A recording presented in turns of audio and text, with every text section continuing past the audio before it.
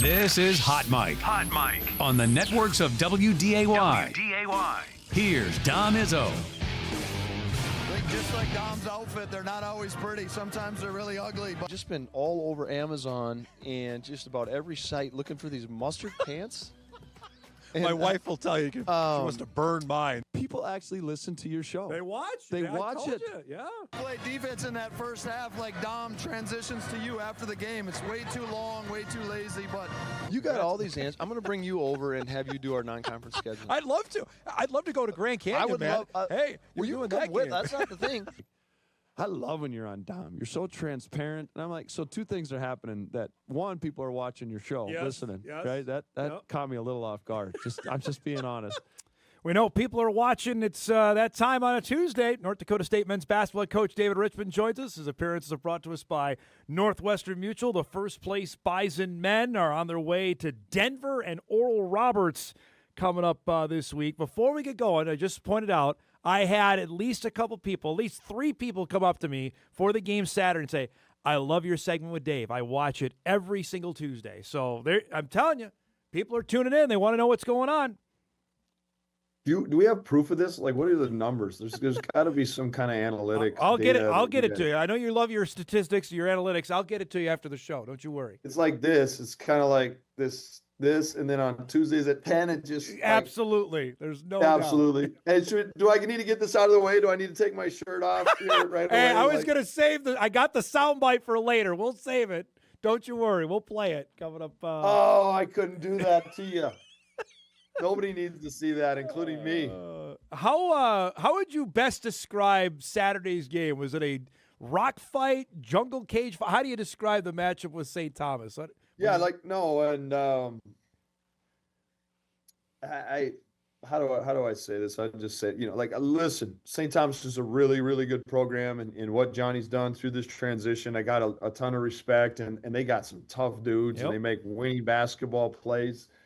And I am so damn appreciative and excited for the spirit and atmosphere, and really glad that we got the victory. I didn't think we played great, Dom. And again, that and a part of me, I can't believe I'm saying those things. We made some big time plays and some winning moments, but our defensive energy, wasn't what it's been. Our rebounding, didn't sustain. When we built leads, we've talked a lot about those knockout punches. Yeah, we didn't find those knockout punch opportunities. Now, that being said, like, listen, the amount of people that you say are watching your show are the same amount of people that are telling me like how much fun they're having watching our group. So let's make sure we're really crystal clear here. I absolutely love this group. We're 6-0. It's a great place to be, and we're having a lot of fun doing things that we love to do. But we got to stay on it. We got to stay on it. Like if you're a coach and you're not continuously learning, shame on you. And you watched Indiana football, and a couple things that I've really picked up on from Signetti is production over potential, right, which makes obvious sense, and then human nature. And maybe it's just because I hear it, but like I went into practice pretty teed up yesterday, and the fellas felt it because I want to make sure that human nature doesn't take something away from us. Was it more just, I don't know, lack of execution? What did you make for that on Saturday? St. Thomas, I'm sure, had something to do with it, but I know you're gonna tell me it's about us, about your team. What did you make of that? They did, and that's why I want to be. St. Thomas are good. They're Yeah. really good, and they're certainly a part of it. But maybe there were some things, that as you really, really deep dive into it, they were doing some things that were making us that way. But I just think sometimes like it's human nature, and I think when threes fall, it's awesome. Yep. But for whatever reason, when they don't fall, or excuse me, when they fall, it's like we relax on the other end or some things like that. And so like we got to keep our foot on the gas. Tell me, Damari had one basket on Saturday and ended up being basically the game-cinching play. How, in your headspace like that as a basketball player, is it easy to get frustrated when nothing's falling, but then have a play like that develop where he goes and basically seals the game at the end? I did, we talk a lot in our program about endurance. We talk a lot about emotional stability, and we talk about it for those reasons right there. I think a lot of kids, are done. when they miss three and their head, you see their dauber hanging, and you see all those things. And, I've said that a lot about Damari, just like his competitive spirit, his leadership, his maturity. And you saw it. He was present, right? And again, now he didn't shoot the ball extremely well, obviously. But I mean, that's such an easy thing to look at really quick. And I know it shows up in the box score. There's a lot of other things that young man is doing to impact winning. The fact now he's got 2 of those game-winning baskets so far for you this year, just describe what that – obviously we know what it means because it ends up being a W in the win column, but what does that do for you and your team to say, we got a guy at the end we know can make a clutch play? Yeah, we got a guy, and I think there's some other guys in the locker room too that would have something to say. Like, we have multiple guys, and I think that's why Damari can go make those kind of plays, because of how the floor is spaced and doing those things. But yeah, and Damari talks about it, and we love it, and it's kind of being 6-0. It's a privilege, right? It's not pressure, and with responsibility and privilege, you just go out and play. It shouldn't be a stressor to you. And Damari's obviously very grounded in his faith. He works extremely hard, and so those moments are too big. He's able to be present no matter how things have played out. And in a lot of ways, the Omaha first half was gross. It was ugly. Damari's first 9 shots were gross. They were ugly. But when it matters, he's been present, and he's very convicted in who he is, and he's not going to be deterred. And I just think that's a winner. That's competitive spirit. I asked you about this after the game Saturday. I want to give you a larger platform about your bench guys Saturday, whether it be Noah Feddersen, Emil Skuta. I thought Tay Smith, all 3 gave you some huge minutes. Describe what they did to help you win that game on Saturday. Yeah, first off, and then I will touch on that because it's such a great point, but I did a really poor job afterward. Like Andy Stefanowicz, in that game in particular, he was making some shots, but like he's just the constant, right? Like he's just here, it's steady, and you're seeing some things. Obviously, Damari's made some big plays, and Travion Carson, and what Trayson Anderson's doing, but Damari's just day in, day out, and I hadn't done a good job of celebrating Andy, and I'm not an individual guy, but he's just been absolutely terrific, and I made mention of that to the guys, in front of Andy yesterday. But you're right, like we've talked about it. There's certain things like you compare, right? And comparison can be the great stealer of joy, but like we didn't feel like we were.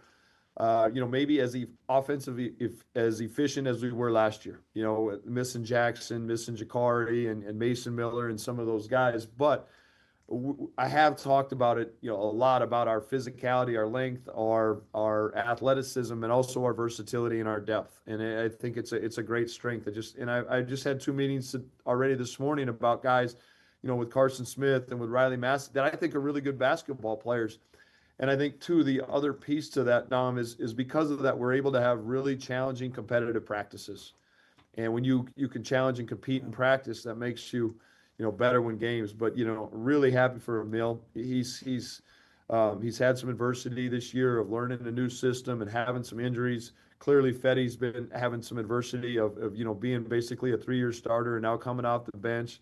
And in 2 times now he's been called on. He's delivered. Yeah. And Tay Smith, again, you talk about a guy that at the beginning of the year, first 2 games he started. And I think he's learned what Bison basketball is about. It's great when he's making shots, but there's a lot of other things you need to do to get yourself on the floor. And he's rebounding the basketball. He's competing defensively on the ball. It's been fun to see. Okay, we have not spent a whole lot of time on Emil and how he got here. Can you give us your conversation on that? Because this is again, is a clear example of where we're at with college basketball in 2025, 26. We should have these conversations off air because this is embarrassing. How did he get here? I don't know. Basically he showed up one day pretty much. It's literally the portal. Yes. It is. Yes. It is. That's my point I was asking about. Yeah. Josh Jones is in the portal. Doing the thing, kind of makes some traction with the kid. He sends me some clips. I'm like, yeah, he looks pretty good. We find out there's a connection, because we had already had Max Marley committed and they were together. They were actually roommates, at Central Michigan. So that helps. And then here he is, and I say that like a little tongue in cheek, a little bit joking, but you're getting to know the guys, you're doing these things, but in between Oregon State and UC Davis, he had some uncertainty, and it was just finally you just sit down and you really conversate. And it was a good, healthy, emotional conversation where we're really learning each other. And then you feel like you make some traction, and then he gets hurt. And he's playing a different position. I think the other thing that we have to understand is when these guys come to us out of the portal, they have habits. And some of those habits are good. Some of those habits from our standpoint aren't so good. There's trust. Hey, here's what had happened in the other program. And I didn't like that. And now there's this guarded personality of, okay, is all programs like this, especially for an international player? And I think it's been really healthy because after time you can see the growth, and clearly some of it's health. But Emil said to me one time, Coach, I need concrete. And it's really helped me. It's my first international player, that I've coached. And so sometimes even the language barrier is different. So I will have a conversation with Emil, and then I will look back and go, do you understand exactly what I'm saying? And this is now after he's probably been swearing at me in Finnish. But I can't get mad at him because I don't know. So he said something really interesting before you came into the room on Saturday when asking about playing in front of the crowd. He said, I've never played with a crowd like this, at least on my side.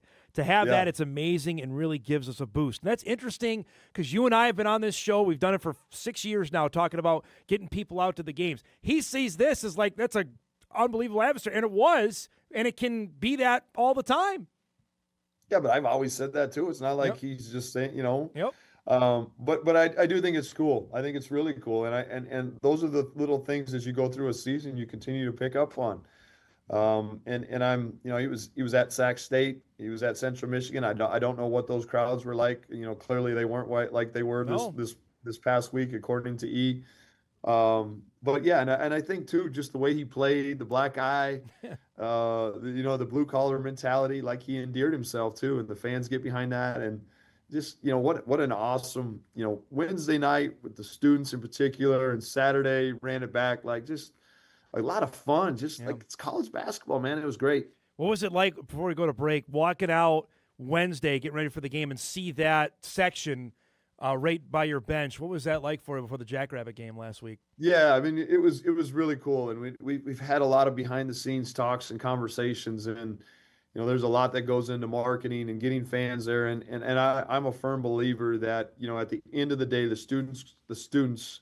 I mean, we got great facilities, we got a very good product, but the students kind of set the tone for the party, and people get behind it. And I as you know, probably even on the court, you can say this too. I have no clue what's going on in a game, but I saw the pictures afterwards of those students, and I think Wes put it as our profile header now on X, and the fat heads, like that's it, man. That's exactly Let's do this. Let's keep doing it.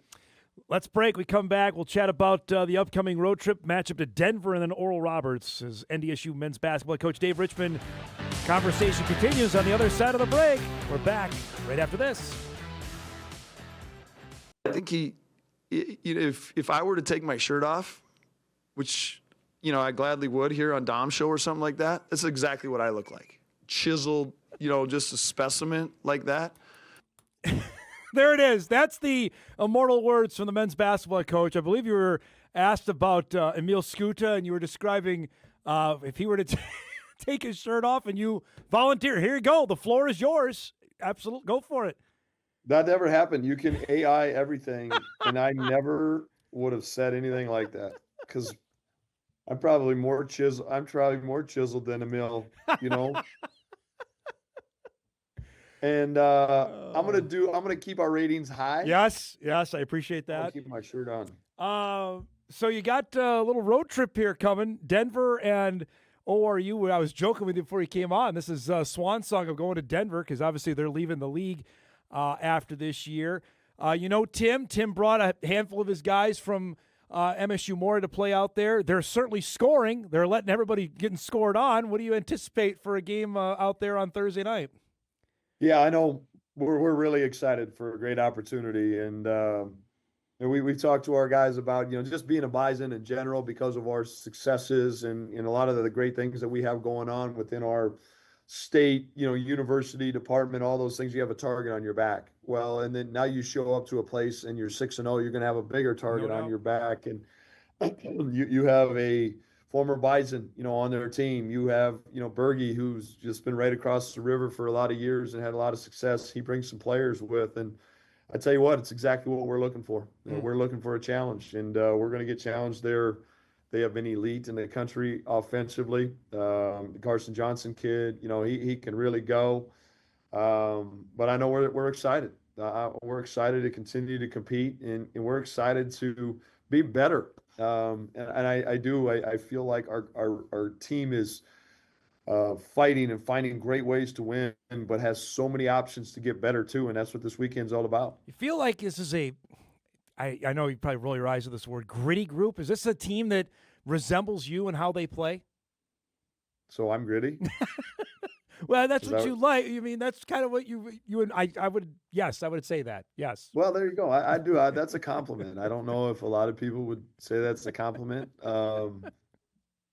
Yes, absolutely. This group they fight, and I love that. I would get my butt kicked in a lot of fights. That's just the reality of it. But hold on, have you ever been in a fight? Have you ever been in a fight? This is the ratings. We don't want them to continue to skyrocket. There's probably evidence out there. Oh, I'd love to see that. Well, there may or may not have happened on live TV one time. Technically, I wasn't involved in that. Oh man. But I'm completely lost. No, you're talking about your team. Take my shirt off again. Is that what I'm supposed do to not do that. No, you're talking about your grittiness of your team. Yeah, no, you can execute, right? Like you can set a perfect angle on this screen and you can do all these things, but if you aren't ready to fight, if you aren't ready to compete, and we talk analogies a lot, obviously in our program, and I refuse to say this is war, this is battle. We're not coming anywhere close to that, but we've talked a lot about getting into a ring, and you're gonna spill some blood. You're going to get a black eye. You're going to take some things in the chin, and that's the reality of it. And the other thing too to this group is they, knock on wood, when big moments have been present, they've been present, and different guys have been present. I think that's the beauty of this group. Whether it's, even guys maybe like you wouldn't expect to at times, with Noah Federson, has just been absolutely dynamite in closing some games. So I've always been a fan of Big Ten basketball. Mm-hmm. I used to get a lot of crap, before Strage came in here and, fixed our offense about, grind it up. But I don't care what it takes. I don't care what it takes. I don't know how you get it, as long as we have one more point than our opponent does. In a lot of cases, that's how it's been in these first 6 games, and we'll take it. We're not going to be apologetic about it. I know. I think Wes put the photo out there on Saturday afternoon that your guys are in your locker room area watching the end of the women's game Saturday down in Brookings. Describe what that was. Seeing your team do that, and obviously Jory's team getting a big win on Saturday afternoon. Yeah, really, really cool. Jory is. Jory's like this at work. Like he's just, on a path, and certainly we have a great professional relationship. And I think that's extremely healthy when your men's and women's coach, they're on the same page, and we can communicate about some things. We can talk some X and O's. We can talk recruiting. We talk a lot of things. But he's become a really, really good friend of mine, and him and his wife Casey and their 2 boys, they're great. And for me to sit here and have a front row seat to watch that rise. Bison women's basketball was not in a good place when Jordy Collins got here. And he hasn't taken shortcuts. It's been a grind, and really pleased. And I think too, I said this too on my radio show last night, Matt Larson, does a tremendous job of talking about Bison pride. And we've done some things now with the SAC group to programs supporting each other. And I talked to other coaches that have left and gone to other places. NDSU athletics is different because of Bison pride and because it's a Bison family, and you have teams not jealous or envious of each other, but supporting each other. And what a really, really cool time to be a Bison basketball fan. Bison, just a Bison fan in general. Last thing before we go, since you're flying tomorrow, are you a window or an aisle guy? Window. Really? Okay. All right. Two things. One, I like to be able to rest my head on the window, not against the random person here. Like I think through this stuff, Dom, as you know. Yeah. And then the second part is I actually enjoy flying, but I don't love like the claustrophobia of it. Yeah. And so there's not much I could do out the window, but as long as I can see out the window, then I feel like I have space. Yeah. Now you're a big deal. Do you have any? You got the next seat open, I'm assuming, right? You're that kind of guy. Oh, I'm a real. Well, actually, sometimes I just fly the plane. I'm that big of a deal. Nope, not. I'm back there, and because we're not PJing around everywhere like you get to do. Because I'm going to tell you right now, people would sign up and have you and I sit next to another plane. Now that would be entertaining. I don't know who would tap out first. But I would have to sign up for that first. How long would you? Because my wife is like, "Are you going to stop talking when we've flown before?" Hey, if I randomly just put my headphones in, that means shut the you know what up. It's time to be quiet. I'm done. Oh man, safe travels. Thanks for the time as always. We'll see you next week. Okay. Appreciate you. There he goes, David Richman joining us, NDSU men's basketball head coach. His appearances every Tuesday are brought to us by Northwestern Mutual. Eric can vouch for that as well. Next to me on an airplane is probably not. I want to talk. Come on. I can't imagine that would probably go over well. David probably have his headphones on about 18 seconds after we sat down. Bison at Denver, that comes up Thursday night, 8 o'clock, and then it's a night game Saturday at ORU. Let's mention it now since he's off. The latest bracketology today with Joe Lenardi, if you missed it earlier, and you're just joining us now, Lenardi has North Dakota State as a 15 seed facing the Houston Cougars out of the Big 12 Conference. Bison right now are in the mid-130s in the net ranking as you wake up this morning, 134. St. Thomas is at 122. They were at 117 with St. Thomas. They dropped, and the Bison zoomed up a few spots with that victory. They're, again, what Mike said is dead on about it, and then we'll go to break. You have to win the tournament to go to the NCAA tournament, the Summit League that is, and you're likely looking at, if it's the Bison and St. Thomas, as a 14 or a 15. Anybody other than that, it's a 16. I'm telling you that right now. Just look at the net. SDSU is next at 181.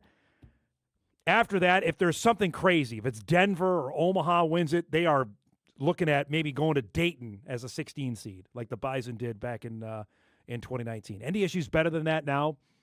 They're net at 134. Warrants maybe the last 14 seed or the first 15 seed. That's just the name of the numbers right now. Let's break. We come back. We'll talk some high school hoops on the other side of the break. Biggie tonight in the EDC with Cheyenne and Davies. Mustangs head coach Tim Brandt will join us to preview that when we come back on Hot Mike right after this.